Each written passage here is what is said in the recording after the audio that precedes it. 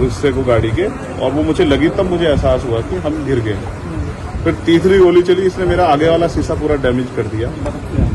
चौथी गोली पे मैं नीचे हो गया, जो गोली आपने देखा कि वो सीधी उसमें लगी। अगर मैं नीचे ना होता तो वो मेरी छाती के आर पार चली जाती।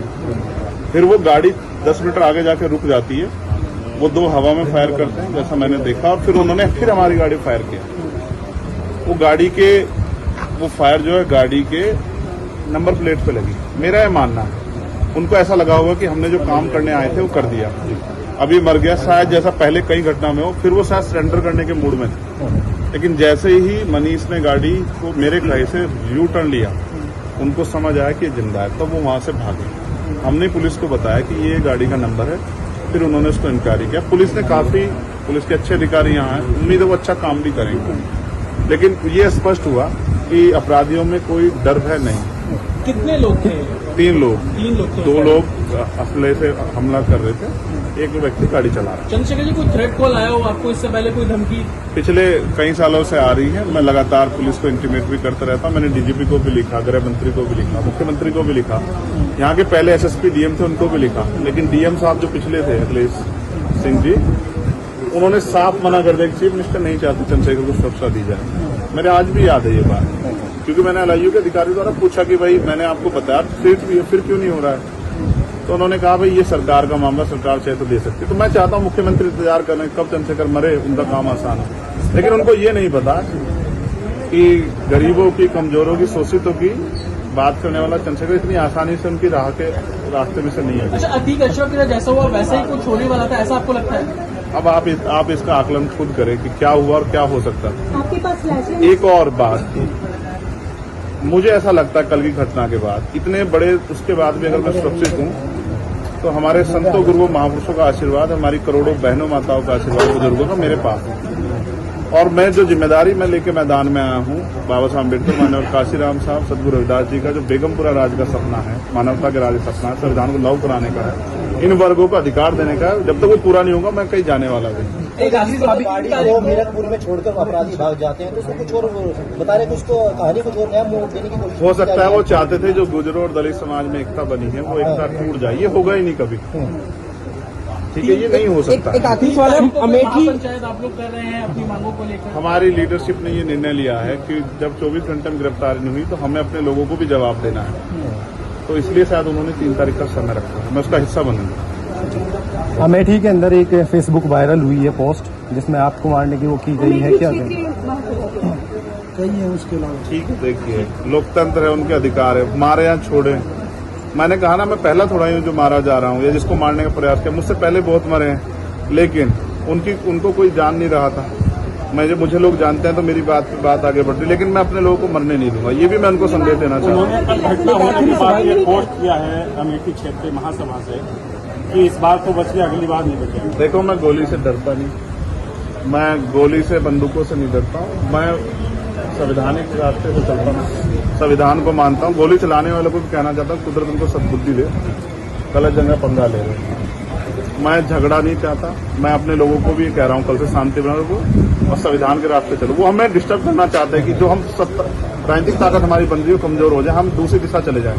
लेकिन ये भी एक अटूट सत्य है कि हम संविधान के जरिए जवाब देना जानते हैं। और किसी को गलतफहमी हो तो वो गलतफहमी सुधारने का समय, वो क्यों कर रहे थे, वो पाला खींच ले। मुझे ही तो मारना है ना, वो बता दे मैं चला जाऊंगा मरने, मगर मेरे लोगों के साथ तो खेलना खेलना। मैं तैयार हूं, अगर मेरे मरने से हमारा आंदोलन आगे बढ़ता, हमारे लोग खड़े हो तो मुझे कोई दिक्कत नहीं है। लेकिन उनको ये समझना चाहिए कि ये आज लोकतंत्र है।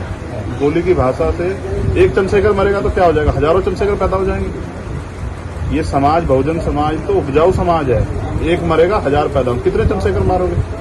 और मारो, गोलियों में सत्ता का संरक्षण आपको है, मुख्यमंत्री आपका अपना है, खूब चंद्रशेखर को मारो। हर जिले से चंद्रशेखर पैदा हो। पहली घटना आपके साथ बाबा साहब अम्बेडकर और मानव काशीराम साहब को सपना पूरा करे बगैर संविधान को लागू करवाए हम लोग जाएंगे। चंद्रशेखर भाई, पहली घटना आपके साथ मुजफ्फरनगर में हुई, दूसरी अब देवबंद में हुई। क्या लगता है कि आसपास का क्षेत्र उससे पहले बुलंदशहर में? अगर पहली घटना पे ठोस कार्रवाई हो जाती तो अपराधियों के हौसले कमजोर होते हैं। लेकिन मैंने कहा ना कि एक रानी का नहीं, प्राइमरी स्कूल के हेडमास्टर का बेटा है, एक गरीब माँ का बेटा है, तो मर जाए क्या फर्क पड़ा, किसी को क्या फर्क पड़ता है? उनका रास्ते कांटा आसान से निकल रहा है, तो इसलिए उनको लगा कोई वो नहीं। लेकिन जनता समझ रही है।